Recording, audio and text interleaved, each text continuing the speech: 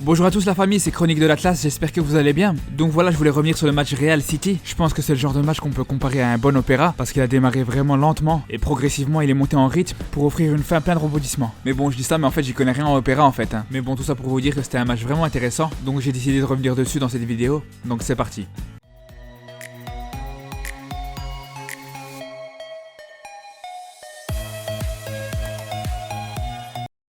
Comme on pouvait s'attendre, Guardiola en revenant à Madrid, il a eu vraiment un accueil hostile. On l'a vu au début du match quand le speaker a prononcé son nom, il s'est directement fait huer par les supporters. Mais ça on le savait, je l'avais dit en avant-match, ce Real City est quasiment comme un classico. Parce que pour rappel, Guardiola est vraiment tout ce qui représente le Barça, que ce soit par rapport à sa philosophie de jeu, ou même par rapport à ses visions politiques. Mais bon, c'est pas le sujet de la vidéo. Malgré qu'il y en a beaucoup qui y croyaient pas, j'avais dit dans mon analyse d'avant-match que je voyais bien City passer. Après c'est vrai que c'est pas encore le cas, mais on va dire que les Citizens ont fait quand même le plus gros du boulot. Et comme j'avais dit aussi, ça risquait d'être très serré et ça a été le cas, mais on va pas se mentir, City a quand même été supérieur.